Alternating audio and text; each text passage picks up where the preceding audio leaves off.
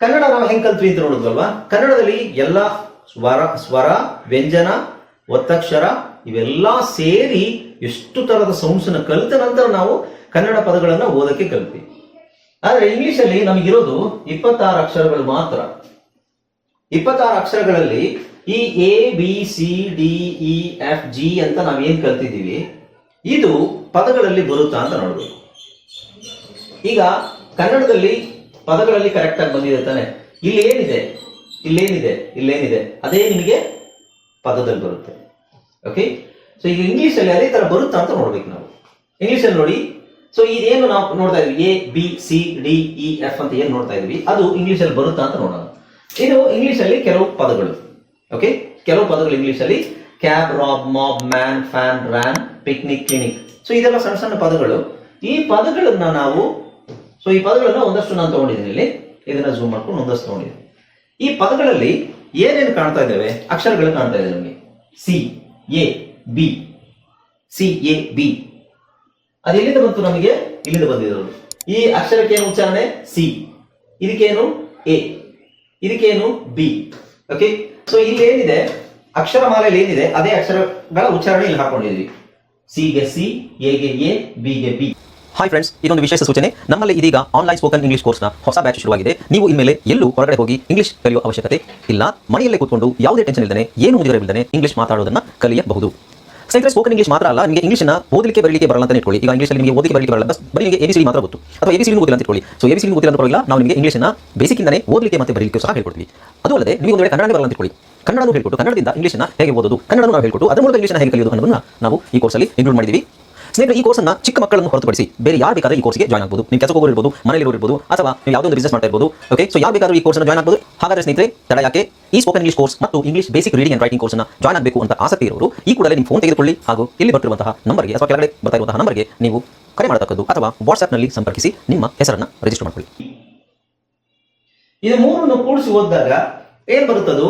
ನಾವು ಕನ್ನಡದಲ್ಲಿ ಅ, ರ, ಮ, ನೆ ಇದನ್ನ ಜೋಡಿಸಿದಾಗ ಏನಾಗುತ್ತೆ? ಅರಮನೆ. ಇದರಲ್ಲಿ ನೋಡಿ CAB ಏನಾಗುತ್ತೆ? ಇದನ್ನ ಕೂಡಿಸಿ ಓದಿದಾಗ CAB ಅಂತಾನೆ ಬರುತ್ತೆ. ಬಟ್ ಅವರು ಅದನ್ನ CAB ಅಲ್ಲ, ಅದು ಕ್ಯಾಬ್ ಅಂತ ಹೇಳಿ ಅಂತ ಹೇಳ್ತಾರೆ. ಆಮೇಲೆ ಇದು ROB. ನಾವು ಉದಾಹರಣೆಗೆ ಗ, ರ, ಗ, ಸ, ಗರಗಸ. ಅದೇ ತರ ROB. Okay, Raab. ಆದ್ರೆ ಅವ್ರು ಹೇಳೋದು ಇಲ್ಲ, ಅದು ರಾಬ್. ಇದು ಕ್ಯಾಬ್ ಅಂತ ಹೇಳಬೇಕು, ಇದು ರಾಬ್ ಅಂತ ಹೇಳ್ಬೇಕು. ಅದು ಹೆಂಗ್ ಸಾಧ್ಯ? ನಾವು ಅಕ್ಷರಮಾಲೆಯಲ್ಲಿ ಏನಂತ ಓದಿದೀವಿ? ಕ, ಕ, ಗ, ಘ, ङ. ಆ ಗಾನ ತೆಗೆದು ಗರಗಸ ಅಥವಾ ಗರಡಿ, ಗಜಮುಖ, ಗಜಾನನ ಈ ತರ ಹೇಳ್ತೀವಿ. ಅದು ಎಲ್ಲಿದಾವೆ? ಆ ಅಕ್ಷರಗಳ ಉಚ್ಚಾರಣೆ ಎಲ್ಲಿದೆ? ಕಾಗುಣಿತದಲ್ಲೂ ಇದೆ, ಅಕ್ಷರಮಾಲೆಯಲ್ಲಿದೆ, ಅದೇ ವರ್ಣಮಾಲೆಯಲ್ಲಿದೆ, ಸ್ವರದಲ್ಲಿದೆ, ವ್ಯಂಜನದಲ್ಲಿದೆ. ಇಲ್ಲಿ ಎಲ್ಲಿದೆ ಅದು?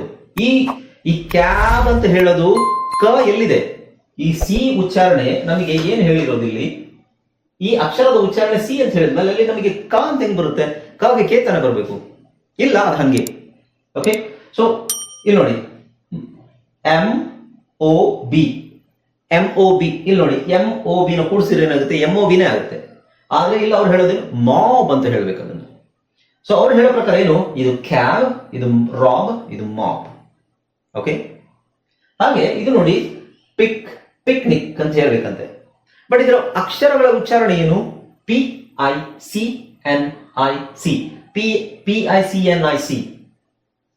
ಇದರ ಉಚ್ಚಾರಣೆ ಏನು? CLINIC. ಕೂಡಿಸಿದಾಗ ಏನ್ ಬರುತ್ತೆ? ಅದೇ ಬರುತ್ತೆ. ಬಟ್ ಅವ್ರು ಹೇಳೋದು ಏನಂದ್ರೆ clinic, picnic, tonic, cab, rob, mob ಈ ತರ ಹೇಳ್ಬೇಕು. ಸರಿಯಪ್ಪ, ಹೀಗೆ ಬರೋದಾದ್ರೆ ಅದು ಹೇಗೆ? ಅದು ಬರೋದಾದ್ರೂ ಹೇಗೆ? ನಾವು ಕನ್ನಡದಲ್ಲಿ ಅಥವಾ ಬೇರೆ ಯಾವ್ದಾದ್ರು ಭಾಷೆಯಲ್ಲಿ ನಾವು ತಗೊಂಡಾಗ ಅಕ್ಷರಗಳ ಉಚ್ಚಾರಣೆ ವರ್ಣಮಾಲೆಯಲ್ಲಿ ಏನಿರುತ್ತೆ ಅದೇ ಉಚ್ಚಾರಣೆಯನ್ನ ನಾವು ಪದಗಳಲ್ಲಿ ಬಳಸ್ತೀವಿ. ಬೇರೆ ಯಾವುದು ಎಕ್ಸ್ಟ್ರಾ ಬಳಸೋದಿಲ್ಲ. ಆ ಎಲ್ಲಿಂದ ಬಂತು? ಇಲ್ಲೆಲ್ಲಾದ್ರೂ ನಿಮಗೆ ಆ ಅಂತ ಸೌಂಡ್ ಇದೆಯಾ? ಎಲ್ಲಾದ್ರೂ ಆ ಅಂತ ಸೌಂಡ್ ಇದೆಯಾ? ಇಲ್ಲ, ಏನೇ ಇರೋದಲ್ಲಿ ಆ ಇಲ್ಲ. ಆದ್ರಲ್ಲಿ ಅವ್ರು ಹೇಳೋದೇನು ಅಂದ್ರೆ ಇದನ್ನು ನಾವು ಆ ಅಂತ ಹೇಳ್ಬೇಕು. ಓಕೆ, ಸೊ ಈಗ ಇದನ್ನ ಈ ಅಕ್ಷರಗಳ ಉಚ್ಚಾರಣೆನ ಅವ್ರು ಹೇಳೋ ಪ್ರಕಾರ, ಇಂಗ್ಲಿಷ್ನವ್ರು ಹೇಳೋ ಪ್ರಕಾರ ಇದರ ಅಕ್ಷರಗಳ ಉಚ್ಚಾರಣೆ ಈ ಪದಗಳ ಉಚ್ಚಾರಣೆನ ನೋಡೋಣ. ಅಕ್ಷರಕ್ಕೆ ಉಚ್ಚಾರಣೆ ನೋಡೋಣ. ಈಗ ಈ ಅಕ್ಷರನ ಅವ್ರು ಏನ್ ಹೇಳಿದ್ರು, ಈಗ ಅವ್ರು ಹೇಳೋ ಪ್ರಕಾರ ಇದನ್ನ ಏನ್ ಹೇಳ್ಬೇಕು, ಕ್ಯಾಬ್, ರಾಬ್, ರಾಬ್ ಅಲ್ಲ ರಾ ಅಂತ ಬರೆಯಕ್ಕಾಗಲ್ಲ ಕನ್ನಡದಲ್ಲಿ, ಅದಕ್ಕೆ ರಾ ಅಂತ ಬರೆದಿರ್ತೀನಿ, ರಾ ಅಂತ ಓದ್ಬೇಕು ಅದನ್ನು. Rob, mob, picnic, clinic, tonic, bad, dad, good. So ಇದರ ಉಚ್ಚಾರಣೆ ಎಲ್ಲ ಬೇರೆ ಇರುತ್ತೆ. ನಾವು ಅನ್ಕೊಂಡಂಗೆ ABCD ಅಂತ ಬರಲ್ಲ ಇದರಲ್ಲಿ, ಎಲ್ಲೂ ABCD ಅಂತ ಎಲ್ಲೂ ಬರೋದಿಲ್ಲ. ಹಾಗಾದ್ರೆ ABCD ಅನ್ನೋದು ಅಕ್ಷರಮಾಲೆನೇ ವೇಸ್ಟ್ ಅಲ್ವಾ? ABCD ಯಾತಕ್ ಬೇಕು? ನೀವು ಸ್ಪೆಲ್ಲಿಂಗ್ ಹೇಳ್ಬೋದು ಅಷ್ಟೇ, ಬಟ್ ಬರೀಲಿಕ್ಕೆ ಮತ್ತೆ ಓದ್ಲಿಕ್ಕೆ ನಮ್ಗೆ ABCD ಆಗತ್ತೆ ಇಲ್ಲ. ABCD ಕಲಿಬೇಕಂತಿಲ್ಲ. ಯಾರಾದ್ರೂ ನಿಮಗೆ ಕೇಳಿದ್ರೆ ಆಪಲ್ ಸ್ಪೆಲ್ಲಿಂಗ್ ಏನು ಅಂತ ಕೇಳಿದ್ರೆ APPL ಅಂತ ಹೇಳ್ಬೋದು ಅಷ್ಟೇ, ಬಟ್ ಅದು ಹೆಂಗ್ ಬರುತ್ತೆ ಅದರ ಇದಾಗೋದಿಲ್ಲ. ನೋಡಿ, ಈಗ ಕ್ಯಾಬ್ ಅಂತ ಬಂದಿದೆಯಲ್ವಾ, ಸೊ ಕ್ಯಾ ಅನ್ನಕ್ಕೆ 2 ಅಕ್ಷರ ಬರಬೇಕು. ಕ್ಯಾ ಅಂತ ಸೌಂಡ್ ಬಂದಿದೆಯಲ್ವಾ, 2 ಅಕ್ಷರ ಬರಬೇಕು. 2 ಅಕ್ಷರ ಬಂದಾಗ ಇಲ್ಲಿ ನೋಡಿ, 2 ಅಕ್ಷರ ಬಂದಾಗ ಮಾತ್ರ ಅದು ಕ್ಯಾ ಅಂತ ಆಗುತ್ತೆ. ಓಕೆ, ಸೊ ಈಗ ಒಂದೊಂದೇ ಅಕ್ಷರದ್ದು ಉಚ್ಚಾರಣೆನ ನೋಡೋಣ ನಾವು. ಒಂದೊಂದೇ ಅಕ್ಷರದ್ದು ಉಚ್ಚಾರಣೆ ನೋಡೋಣ. ಸೊ ಇವ್ರು ಹೇಳೋ ಪ್ರಕಾರ ಒಂದೊಂದೇ ಅಕ್ಷರ ಉಚ್ಚಾರಣೆ ನೋಡಿದ್ರೆ ಮಾತ್ರ ನಮಗೆ ಗೊತ್ತಾಗುತ್ತೆ. ಓಕೆ, ಈಗ ಇಲ್ಲಿ ನೋಡಿ, ಈ ಎಲ್ಲಾ ಪದದಲ್ಲಿ ಒಂದೊಂದು ಅಕ್ಷರ ನಾನು ತಗೊಳ್ತೀನಿ, ಕೊನೆಯಲ್ಲಿ ಬರೋ ಅಕ್ಷರಗಳನ್ನು ತಗೊಳ್ಳೋಣ. ಓಕೆ, ಸೊ ಇಲ್ಲಿ ನೋಡಿ ಈ ಬಿ ಇದೆ, ಅಂದ್ರೆ ಇದರಲ್ಲಿ ಬಿ ಇತ್ತು, ಕ್ಯಾಬ್, ರಾಬ್, ಮಾಬ್. ಸೊ ಈ ಬಿ ಮಾತ್ರ ತಗೊಂಡಿದ್ದೀನಿ. ಅದೇ ತರ ಇದೆಲ್ಲ ಸಿ, ಪಿಕ್ನಿಕ್, ಕ್ಲಿನಿಕ್, ಟಾನಿಕ್, ಈ ಸಿ ಮಾತ್ರ ತಗೊಳ್ಳೋಣ. ಓಕೆ, ಸೊ ಎಲ್ಲಾ ಪದಗಳಲ್ಲೂ ಕೊನೆಯಲ್ಲಿ ಬರುವಂತಹ ಒಂದೊಂದು ಅಕ್ಷರಗಳನ್ನು ತಗೊಳ್ಳೋಣ. ಇಲ್ಲಿ ನೋಡಿ, ಇಲ್ಲಿ ಅವ್ರಿಗೆ ಆ ಉಚ್ಚಾರಣೆ ಏನು, ಈ ಅಕ್ಷರದ ಉಚ್ಚಾರಣೆ ಬಿ ಅಲ್ಲ, ನಮಗೆ ಗೊತ್ತಿರೋದೇನು ಬಿ ಅಂತ ಹೇಳ್ತಾ ಇದ್ವಿ ನಾವು ಇದನ್ನ, ರೈಟ್?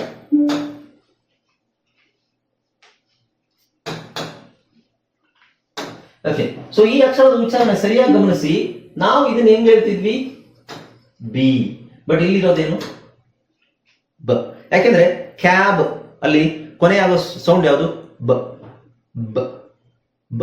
ಓಕೆ, ಸೊ ಇದನ್ನ ನಾವು ಹೆಂಗ್ ಹೇಳ್ತಿದ್ವಿ, ಸಿ ಅಂತ ಹೇಳ್ತಿದ್ವಿ. ಆದ್ರೆ ಇಲ್ಲಿರೋದೇನು, ರೈಟ್? ಇದನ್ನ ಹೆಂಗ್ ಹೇಳ್ತಿದ್ವಿ ನಾವು, ಡಿ ಅಂತ ಹೇಳ್ತಿದ್ವಾ. ಇಲ್ಲೇನಿದೆ ಉಚ್ಚಾರಣೆ ಡ. ಇದು ಎಫ್ ಅಂತ ಹೇಳ್ತಿದ್ವಿ. ಇಲ್ಲಿ ಏನೇ ಇಲ್ಲ, ಎ ಕಟ್ ಆಗಿದೆ. ಇಲ್ಲೇನಿದೆ, ಬರೀ ಫ. ಇದಕ್ಕೆ ನಾವು ಜಿ ಅಂತ ಹೇಳ್ತಾ ಇದ್ವಿ. ಇಲ್ಲಿ ಏನ್ ಸೌಂಡ್ ಇದೆ, ಗ. ಓಕೆ, ಹಾಗೆ ನೋಡಿ ಇಲ್ಲಿ ಇದನ್ನ ನಾವು ಏನ್ ಹೇಳ್ತಿದ್ವಿ, ಎನ್. ಈ ಅಕ್ಷರದ ಹೆಸರು ನಮಗೆ ಗೊತ್ತಿರೋದು ಎನ್, ಬಟ್ ಇಲ್ಲೇನಿದೆ ಸೌಂಡು, ಎ ಸೌಂಡೇ ಇಲ್ಲ. ಇದನ್ನ ಏನ್ ಹೇಳ್ತಿದ್ವಿ, ಪಿ, ರೈಟ್? ಬಟ್ ಇಲ್ಲೇನಿದೆ ಪ, ಅಂದ್ರೆ ಪಾನು ಅಲ್ಲ, ಇಷ್ಟ ಹೇಳಿದ್ರು ಸರ್. ಇದು ಎಸ್, ಇಲ್ಲೇನಿದೆ ಸೌಂಡು, ಸೊ ಎ ಅವಶ್ಯಕತೆ ಇಲ್ಲ. ಇದನ್ನೇನ್ ಹೇಳ್ತಿದ್ವಿ, ಟಿ ಅಂತ ಹೇಳ್ತಿದ್ವಾ, ಬಟ್ ಇಲ್ಲೇನಿದೆ ಟ, ಅದು ಮಾತ್ರ ಇದೆ. ಇದನ್ನ ನಾವು ಏನ್ ಹೇಳ್ತಿದ್ವಿ, ವಿ, ಬಟ್ ಇಲ್ಲೇನಿದೆ ನೋಡಿ, ವ. ಇದನ್ನ ಇದು ಯಾತಕ್ಕೂ ಬೇಡ, ಇದು ಈ ಸೌಂಡ್ ಡಬಲ್ ಯು ಅಂತ ಎಲ್ಲೂ ಬರೋದಿಲ್ಲ, ಡಬಲ್ ಯು. ಆದ್ರೆ ಇದು ಉಚ್ಚಾರಣೆ ಏನು, ವ ಅಷ್ಟೇ. ಓಕೆ, ಸೊ ಹೀಗೆ ಈಗ ನಾವು ಈ ಪದಗಳಲ್ಲಿ ಬರುವಂತಹ ಉಚ್ಚಾರಣೆ ಯಾವುದು, ಈ ಪದದಲ್ಲಿ ಕೊನೆಗೆ ನಮಗೆ ಬ ಅಂತ ಬರುತ್ತೆ. ಸೊ ಹಂಗೆ ಓದಬೇಕು, ಬಿ ಅಂತ ಓದಂಗಿಲ್ಲ ಅದನ್ನ, ಬ. ಇದರ ಅರ್ಥ ಏನು, ಅಕ್ಷರಮಾಲೆಯಲ್ಲಿ ಇರುವಂತಹ ABCD ಇಲ್ಲಿ ಇದೇನಿದೆ ಇದರ ಅವಶ್ಯಕತೆ ಇಲ್ಲ. ABCD ಅಂತ ನಾವೇನು ಓದಿದೀವಿ ಅದು ಎಲ್ಲೂ ಯೂಸ್ ಆಗಲ್ಲ. ಈಗ ನಾವು ಈ ಶಬ್ದಗಳೇನು ನೋಡಿದ್ವಿ, ಈ ಶಬ್ದಗಳನ್ನ ಪದಗಳಲ್ಲಿ ಹಾಕಿ ನೋಡೋಣ. ಇಲ್ಲಿ ನೋಡಿ, ಇದರಲ್ಲಿ ಇದು ನೋಡಿ, apple and act, egg and T, echo. ಇಲ್ಲಿ AEIOU ಇದೆ. ಇದರ ಶಬ್ದದ ಉಚ್ಚಾರಣೆ ನೋಡಿ, ಆ ಆ ಆ ಆ ಆ. ಬಟ್ ನಮಗೆ ಹೇಳಿರೋದೇನು, ಎ ಅಂತ. ಎ ಅಂತ ಬರುತ್ತೆ, ಬಟ್ ಆ ಜಾಸ್ತಿನೇ ಬರುತ್ತೆ. ಇಲ್ಲಿ ಏನು, EGG ಅಂತ ಹೇಳ್ತೀವಿ. ಇದರ ಉಚ್ಚಾರಣೆ ಏನು, ಎಗ್. EMPTY. ಇದರ ಉಚ್ಚಾರಣೆ ಏನು? ಎಂಟಿ. ಇಂಟಿ ಅಂತ ಹೇಳಲ್ಲ, ಈಗ್ ಅಂತ ಹೇಳಲ್ಲ, ಇದನ್ನ ಈಕೋ ಅಂತ ಹೇಳಲ್ಲ, ಎಕೋ. ಓಕೆ, ಸೊ ಈಗೇನಾಯ್ತು, ಈ ಇ ಅನ್ನೋ ಅಕ್ಷರದ ಉಚ್ಚಾರಣೆ ಏನು?